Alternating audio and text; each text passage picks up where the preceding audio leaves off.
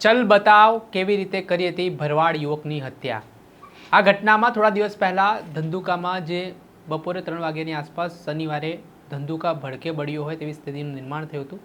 આમાં કહેવાય રહ્યું છે કે બાઇક ઓવરટેકિંગને લઈને આખો જે મામલો છે તે બીચક્યો હતો અને વાત હત્યા સુધી પહોંચી હતી। આ ઘટનામાં પોલીસે પરિસ્થિતિ પર કાબૂ મેળવ્યો હતો। આમાં જે હત્યા કરનાર 2 આરોપીઓ હતા તેમની ગણતરીના કલાકોમાં પોલીસે ધરપકડ પણ કરી હતી। આજે કોર્ટમાં આરોપીઓને રજૂ કરવામાં આવ્યા। કોર્ટે 2 દિવસના રિમાન્ડ મંજૂર કર્યા અને રિમાન્ડ મંજૂર થયા બાદ આરોપીઓને સ્થળ પર લઈ જઈને ઘટનાનું રિકન્સ્ટ્રક્શન પણ કરવામાં આવ્યું। શું સમગ્ર મામલો છે, આ બાબતમાં શું કેસ છે, આખો વિગતે વાત કરીએ।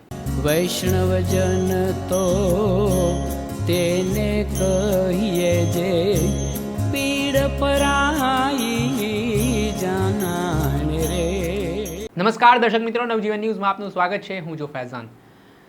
આજથી થોડાક દિવસ પહેલાં શનિવારે બપોરે 3 વાગ્યાની આસપાસ ધંધુકામાં સ્થિતિ વણસી હતી, કેમ કે એક ભરવાડ સમાજના યુવકની સરા જાહેરમાં છરીને ઘા ઝીંકીને હત્યા કરી દેવામાં આવી હતી।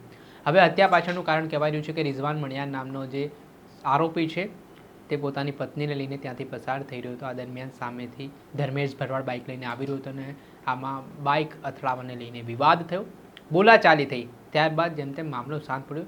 ત્યાર પછી ધર્મેશ ભરવાડ છે તે રિઝવાન મણિયારના ત્યાં પોતાના માણસોને લઈને પહોંચે છે, ત્યારે ફરી બબાલ થાય છે અને આમાં રિઝવાન મણિયારનો જે મિત્ર છે સમીર અને રિઝવાન મણિયાર પોતે છે તે મારામારી ઉપર ઉતરી આવે છે અને રિઝવાન પાસે જે છરી હોય છે તે છરી વડે ધર્મેશ ભરવાડના સાથળના ભાગે છરીઓના ઘા ઝીંકીને તેને ગંભીર રીતે ઇજાગ્રસ્ત કરવામાં આવે છે, જેમાં તેને વધુ પ્રમાણમાં લોહી વહી જવાના કારણે હોસ્પિટલ લઈ જતા તેને મૃત્યુ જાહેર કરવામાં આવે છે।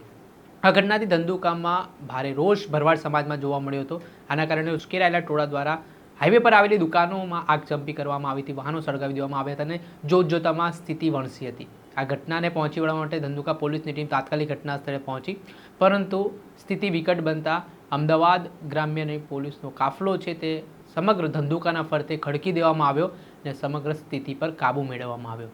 આ ઘટનામાં ગણતરીના કલાકોમાં અમદાવાદ ગ્રામ્ય પોલીસ દ્વારા 2 આરોપીઓની ધરપકડ કરવામાં આવી હતી। આજે આરોપીઓને કોર્ટમાં રજૂ કરવામાં આવ્યા હતા, ત્યારે કોર્ટે 2 દિવસના રિમાન્ડ આરોપીઓના મંજૂર કર્યા છે, જેને લઈને હવે પોલીસ દ્વારા આરોપીઓની સઘન પૂછપરછ હાથ ધરવામાં આવી છે। આ ઘટનામાં આજ બાઇક ઓવરટેકિંગના કારણે જે બવાલ થઈ હતી એ જ મામલો છે કે પછી અન્ય કોઈ કારણ છે, તેને લઈને પણ સઘન પૂછપરછ કરવામાં આવશે। આ કેસમાં એસઆઈટીનું પણ ગઠન કર્યું છે, જેના સુપરવિઝન હેઠળ આ કેસની કાર્યવાહી થવાની છે।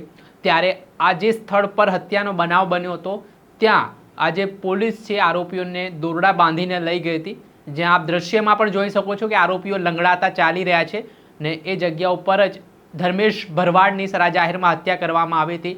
ત્યારે પછી પોલીસે આરોપીઓને પૂછ્યું, ચલ બતાવ કેવી રીતે ભરવાડ યુવકની હત્યા કરી, ને જે આખો બનાવ હતો તે મામલે પોલીસે આરોપીઓના નિવેદન નોંધવાની તજવીજ હાથ ધરી એક કડીઓ મેળવવાના પ્રયાસ પોલીસે શરૂ કર્યા છે અને સમગ્ર ઘટનાનું રિકન્સ્ટ્રક્શન કરવામાં આવ્યું, જેમાં પોલીસની ભાષામાં રિકન્સ્ટ્રક્શન અને સામાન્ય રીતે આને વરઘોડો તરીકે પણ બોલવામાં આવે છે। અને આવી રીતે આ કેસમાં પોલીસ હવે કડક હાથે કાર્યવાહી કરી રહી છે। એક આ કેસથી જોડાયેલા પુરાવાઓ છે તે ભેગા કરીને કડકમાં કડક કાર્યવાહી આરોપીઓ સામે થાય તે માટેના પ્રયાસો પોલીસ તંત્ર દ્વારા હાથ ધરવામાં આવ્યા છે।